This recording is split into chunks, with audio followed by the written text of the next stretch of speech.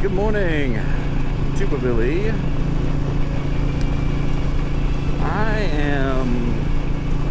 I want to break from this three-ring circus that we call America right now. Because, I mean, every day it's something new. Every day.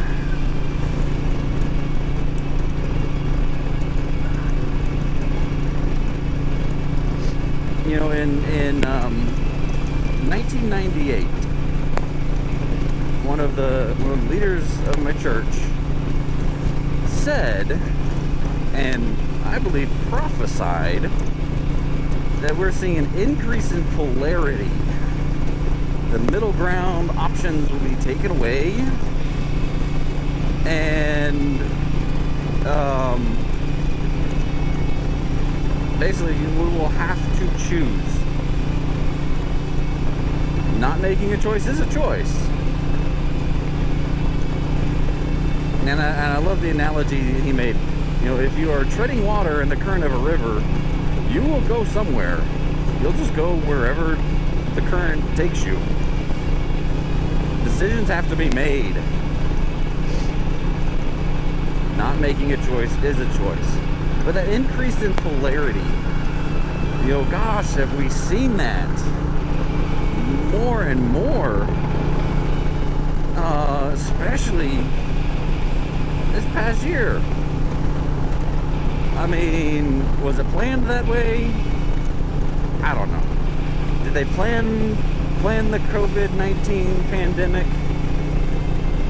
I don't know. Although sources are looking like, yeah, it came from a lab. Even though for so long you got shut down on social media, banned if you even mentioned that. But now, oh yeah, well, yeah, it came from a lab. It's just a hypocrisy. But anyway, whether or not it was planned, I don't know. I'm not a conspiracy theorist. I'm not gonna, dive into what ifs. But even if it wasn't, I mean, gosh, they definitely took advantage of a great opportunity. And people have even said that this is a great opportunity for, the Great Reset to fundamentally change the culture, the economy, the world, really. Others have said, when some states started lifting restrictions, one politician said we're missing an opportunity to use this to our advantage. About the vaccines. If everything's back to normal, why are people going to be incentivized to get the vaccine? What? So the role, in my humble, honest opinion, politicians aren't there to tell us what to do. Politicians are not the leaders of the world.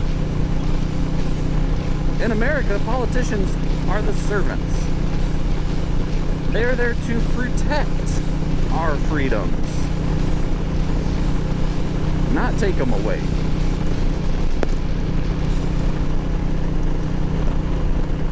When the pandemic hit, how quick did we lose everything? Lose our churches. We couldn't go to church. We couldn't gather. We couldn't go to see family. And then they started saying, having people tattletale on other people. If you see something, say something.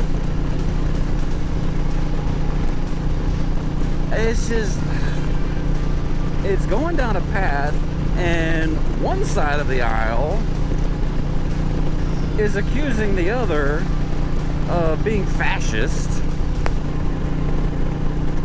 when, whoopsie, I forgot to buckle my saddlebag.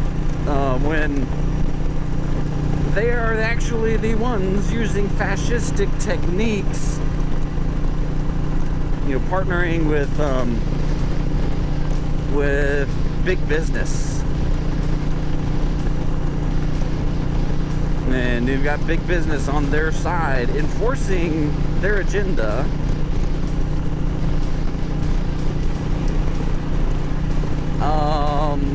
Bullying others into submission, name calling, ridiculing, just flat out hypocrisy, saying, oh, you cannot dine indoors, no more outdoor dining, you have to stay in your homes, you can't do anything, and then take 25 of his closest millionaire friends to the richest restaurant in town, inside, no social distancing, and not a mask in sight. And I only really saw the outreach from one side of the media. I do not believe that the majority of Americans feel that way. I believe the majority of Americans are just fed up with frankly all the BS that's going on.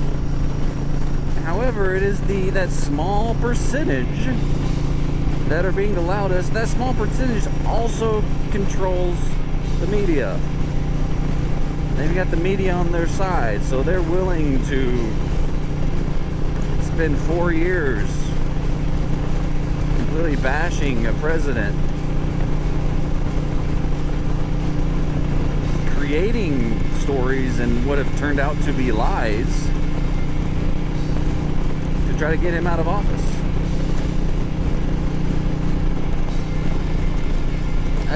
It's a sick world. The only way we're going to stop this is by speaking up. And it starts on the local level. Saying stuff on social media does absolutely nothing. It just, you're virtue signaling, saying, yeah, whatever, insert whatever social justice movement of the day. But really, honestly, it does nothing except further divide people. I have had so-called friends block me on Facebook just because I dared to have a different opinion than them. And I was called manipulative, I was called a liar, I was called evil for voicing that opinion on social media. So I don't get on Facebook anymore.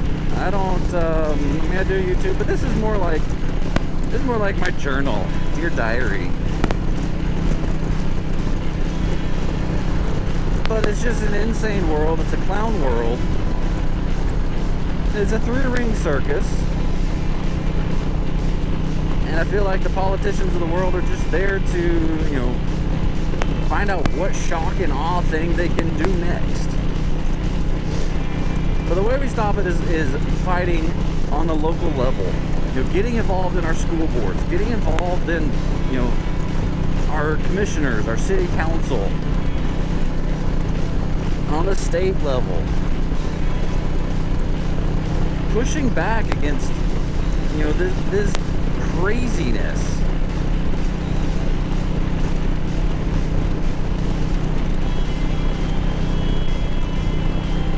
And, there's just so much I could go on and on about, but, I'm tired of it. I mean, yes, we can fight back, but I don't think, this sounds bad, I do not think we're going to win. Because if you look at the Bible, if you look at scriptures, it's not going to get any better. wars, rumors of wars, earthquakes in diverse places, pestilence, famines. Hearts of men men's hearts will fail them. The love of mankind will wax cold. The whole earth will be in commotion. Yeah, we see that 100% going on right this very second. And it'll keep getting worse up until the day that Savior comes again. So that's what I'm looking forward to. I'm going to raise my family. I'm going to push back where I can. I'm going to make sure those that I care about hear the truth. Whether or not they listen, that's on them. But as long as they hear it, I've done what I can. And then we'll just wait. Protect ourselves. Anyway, this has been going on for 11 minutes. Okay, so I better shut my mouth because it's getting pretty long here. Please remember, be excellent to each other, because gosh, that's all we can do, right? Be excellent to each other. Tuba Billy, signing out. God be with you, please.